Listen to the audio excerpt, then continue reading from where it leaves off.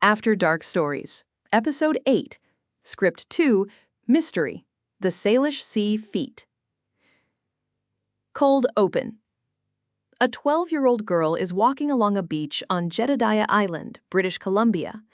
It's August 20th, 2007. She spots a blue and white Adidas sneaker lying in the sand. She picks it up. She opens the sock.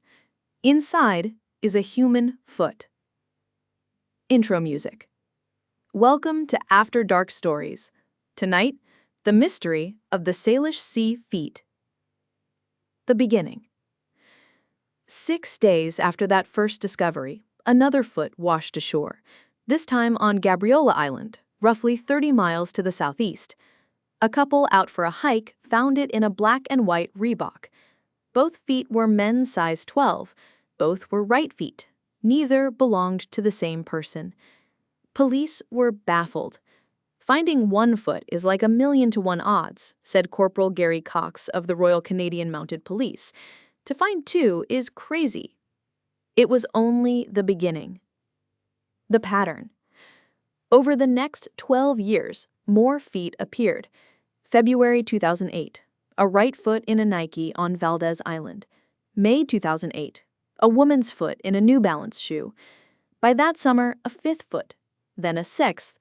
They kept coming. Left feet, right feet, men's and women's, almost always wearing athletic shoes, almost always detached at the ankle, almost always with no sign of the rest of the body.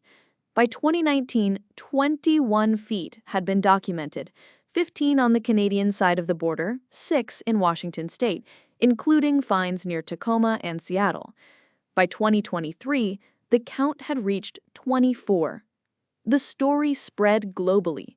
Newspapers in Melbourne and South Africa ran headlines. Forums exploded with theories. Was a serial killer harvesting feet as trophies? Was organized crime dumping bodies? Had there been a mass disaster no one had reported? And then the hoaxes started. Pranksters stuffed shoes with chicken bones and animal paws and scattered them along BC shorelines, deepening the chaos. The explanation and its limits. Forensic anthropologists and the BC Coroner's Service eventually offered an answer, and it is, on one level, satisfying. When a body enters cold seawater in sinks, scavengers go to work quickly on soft tissue. The ligaments and tendons of the ankle are particularly vulnerable. As the body decomposes, the foot separates, not cut, not severed, but disarticulated naturally. And because modern running shoes are made with a lightweight foam soles and air-filled pockets, a shoe-clad foot will float. The Salish Sea, with its specific geography, an inland sea trapped by prevailing westerly winds, its currents cycling inward rather than pushing it to open ocean, acts as a collecting basin. Things that fall into it tend, eventually, to wash ashore. The BC Coroner's Service concluded there was no evidence of foul play in any Canadian case. DNA analysis linked 9 of the feet to 7 identified missing persons, people who had drowned, fallen, or taken their own lives. The feet were not a mystery of murder. They were a mystery of physics, geography, and grief. What remains unexplained? And yet, why 2007? The phenomenon apparently didn't happen, at least not at this scale, before modern sneaker design made shoes buoyant enough to float. One coroner noted it really didn't come up until we had running shoes that floated so well. Of the 24 feet found, 5 remain unidentified. Their owners are unknown. Their stories are unknown.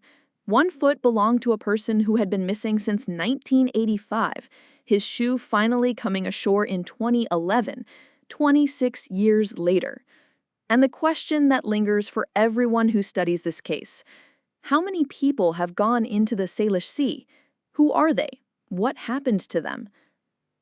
The Salish Sea feet are, it seems, not a story of monsters.